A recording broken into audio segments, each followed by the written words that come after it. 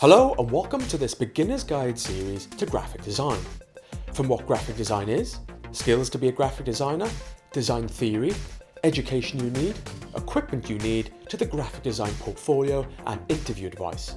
This series is for anyone at any level, so if you're interested in graphic design and consider becoming a graphic designer, then join me as I discuss a series of graphic design topics.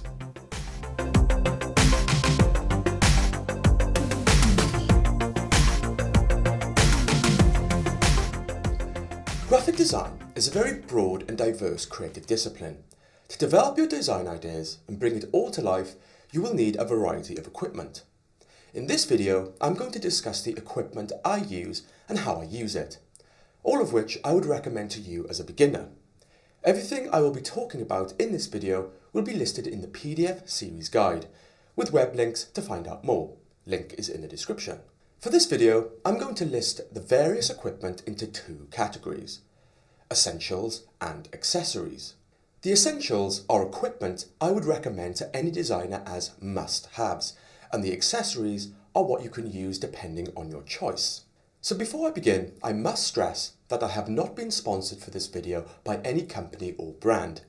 All of the following products I'm about to list are what I use and would recommend. So let's start by looking at the essentials. So the first essential equipment I use and recommend is drawing equipment. For this, I would recommend a range of graphic pencils and a range of drawing markers. These are the basic drawing tools you will need and I use during the design process: sketching, drawing scamps, developing ideas, or drawing storyboards. So I use the Staedtler Mars Micro graphic pencil, and I have both the 0.3 and the 0.5mm range. To develop scamps and develop my ideas, I typically use the graphic pencil to lay down light sketches and then draw over these with a range of markers. To draw over my initial sketches, I use a range of black markers in various weights to create and communicate dynamics in my sketches. The markers I use are Staedtler, with their range of Lumo black permanent markers. I find these really easy to work with, and they come in a range of superfine, fine, medium and bold. The ink is good quality and the tips are good quality and are really nice to draw with. Next, I recommend you get some coloured pens. For this, I would recommend a set of coloured fine liners and a range of graphic markers, preferably with the 3-tip ends for various tip strokes. I use Staedtler Triplus fine liner pens. I find these really easy to draw with vibrant colours. I use these to add colour to my sketches and scamps. For more rich, full colour and shading, I use Letraset Pro markers. Now these can be quite expensive. I generally buy them one at a time by colour. Chances are you are not going to need every colour. To start, you could consider buying a small pack with some of the common colours. So to keep all my drawing equipment together, I use a pen case. I use this Staedtler case, which actually comes with a fine liner set. This is a lightweight case which you can roll up and keep all your additional drawing equipment in. It's neat and compact, and I generally keep this on me at all times. Next, I recommend you get some Tipp-Ex. I find this helps correct and refine my scamps. I use this Pentel Micro. This one is great as it has a needle tip so you can apply it in a nice controlled way. So that's some drawing equipment I use. So next, I would recommend a range of graphic layout paper. Now graphic layout paper is great to develop ideas and is my favourite medium to work on. For this, I use and would recommend a Gold Line layout pad A4 or A3. This layout paper is lightweight, you get a lot of sheets, and it's semi-opaque, which means you can use it to trace. I usually sketch out my ideas and compositions and trace over them to refine and clear up a design, which I will often scan into the computer. When drawing more technical subjects like typography and geometric shapes and designs, I use a range of grid layout paper. Next, I recommend you get some fold-back clips in various sizes. I find these mega useful and I carry them around with me. As you develop ideas on paper and gather research, you will soon build up lots of paper. These clips are great for keeping your work in order and allow you to be flexible to rearrange your work and add to it. Next, post-it notes and sticky neon indexing bookmark tabs. So a pretty obvious one, but I find these really useful, not only for taking notes, but when looking through books and research material. These can be really handy to bookmark your references. Next, I would recommend you get a scrapbook folder. To me, this is really important. As you collect inspirational material, you're going to need somewhere to keep it all for future reference. For this, I use an A3 earthbound portfolio, where I place all my found objects. This keeps them all together in one place. I also use the faux back clips here too, to organise my collections into various categories. Next, you will need a scalpel, metal ruler and a cutting mat.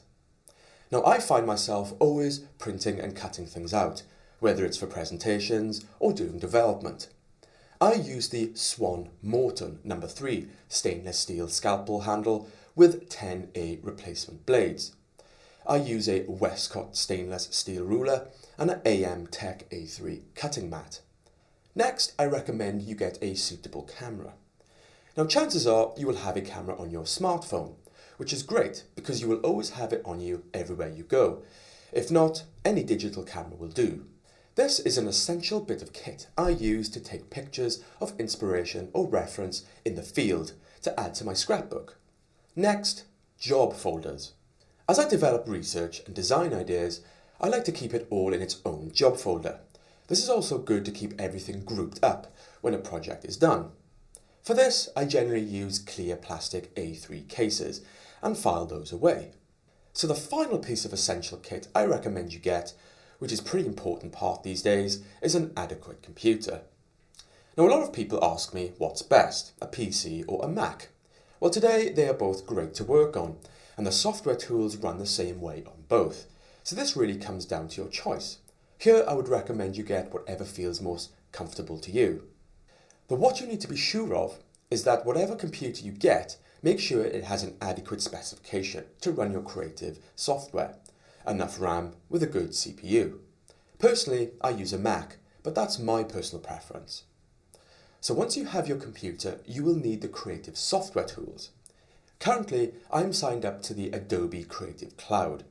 I have the full subscription, so I have access to all the software, although I only use specific programs.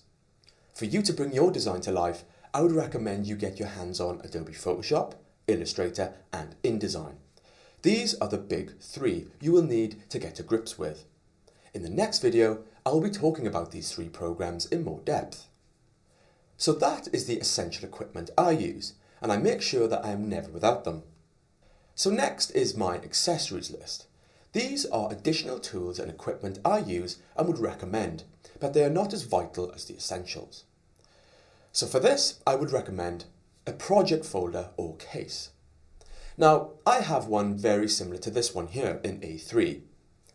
I find this really useful to keep all my project work in, where it's all compact in one place. These are also really great for students. You should be able to carry everything you need in one of these when you attend a class. Your pads, your drawing equipment, and so on. This is great to carry it all in. Next, I would recommend highlighters. Now, I'm obsessed with making lists. To get things done, I make lists, and I always have an orange highlighter to mark off what I have done. Feels so good to mark things off.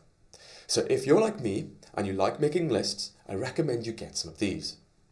Next, I would recommend a scanner and printer. Now, I tend to work a lot with my drawings and sketches. To get these onto computer, I use a Canon CanoScan. This is a lightweight USB powered scanner. Over the years, I have had a range of printers, but right now I'm using an A4 Canon Pixma IP7250 color wireless inkjet printer. This is really neat with a compact design, takes individual ink cartridges and prints borderless. This range is also available up to A3+. Now, if you find yourself printing large documents, I recommend you get a telescopic transport tube. I use one of these to store and transport large prints. Next, I would recommend you get a graphics tablet. Now, some may argue that this is an essential piece of kit for a graphic designer. Personally, I don't use my tablet all that much, I generally only use mine when I'm doing some retouching in Photoshop or digital drawing or painting in Illustrator. When doing a task like this, I find the job is much more comfortable and natural using a graphics tablet. I'm currently using a Wacom tablet. So next, you could consider getting a color collaborator for your monitor or monitors. Now these are amazing for collaborating your monitor to get more accurate color profiles, especially if you're doing work for print. For this, you could use the Spider4 Pro Advanced. If you have multiple monitors connected to your computer, this can collaborate them all. So the last thing I would recommend you get is a random crafts box. Now, every designer should have one of these, and make sure it's full of all other stationery equipment you will use, such as masking tape, double-sided sticky tape, a range of glues, paints, brushes, and so on, all of which come in handy during the course of a creative project. So that is some of the equipment I use and would recommend you acquire, which will help you with your design process. If you would like to take a closer look at the list I have mentioned in this video, you can find out more in the PDF document that accompanies this video series. Download link is in the description. So what equipment do you use? Do you have any other equipment you would recommend? Be sure to share your comments below. Well, I hope you enjoyed this video. If you did, hit the like button on my Facebook page. If you'd like to see more videos like this in future, hit the subscribe button. And you can also follow me on Twitter @TastyTudes. So to develop your design ideas, you will need to use an array of hands-on equipment. To bring your design to life on computer, you will need to use creative software tools. In the next video, I'm going to talk about the many creative programs that are used in the design industry which you will want to acquire and become proficient in. I will also be discussing which programs are best to use in which particular design scenario. So see you in the next video.